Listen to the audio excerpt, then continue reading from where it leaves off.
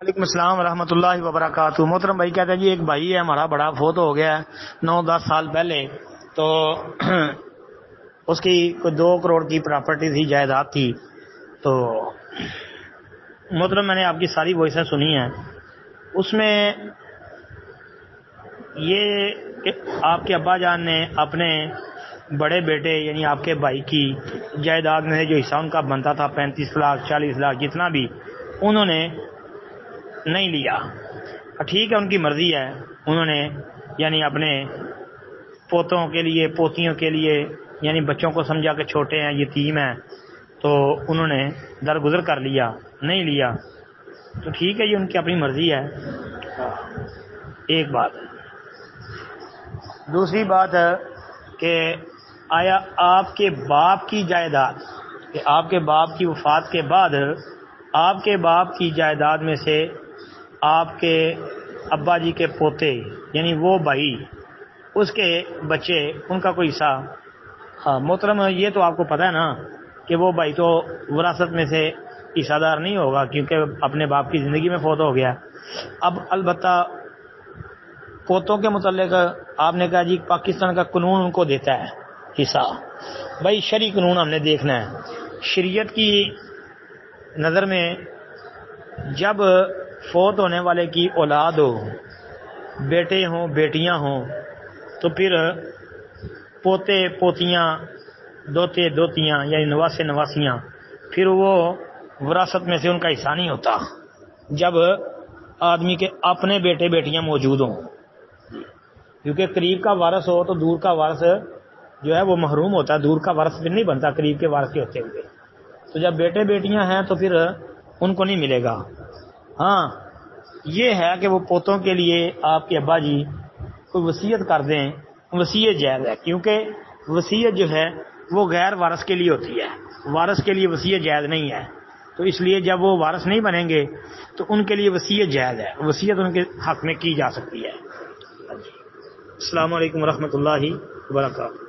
وعلیکم السلام ورحمۃ اللہ وبرکاتہ۔ کہتے ہیں جی اب کیا کیا جائے؟ محترم بھائی بات یہ ہے کہ آپ کے والد صاحب اگر زندگی میں اپنی جائیداد اپنی اولاد میں تقسیم کریں گے تو بیٹے اور بیٹیوں کو برابر برابر ملے گا، پھر وہ للذکر مثل حظ الانثیین والا اصول نہیں چلے گا۔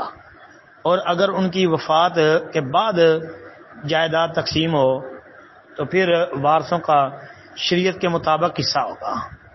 اور پھر یہ بھی یاد رکھیں کہ پوتوں کے لیے اس صورت میں کہ جب کہ دادا جی کے اپنے دوسرے بچے موجود ہیں تو اس صورت میں پوتا وراثت میں حصے دار تو نہیں ہوگا، لیکن اس کے حق میں وصیت جائز ہے، جس طرح پچھلی وائس میں نے ذکر کیا ہے۔ وصیت ان کے بارے میں کی جا سکتی ہے اور وصیت مال کے تیسرے حصے تک کرنا جائز ہے۔ اور ساتھ فرمایا نبی علیہ السلام نے کہ والثلث کثیر، کہ تیسرا حصہ بھی بہت زیادہ ہے۔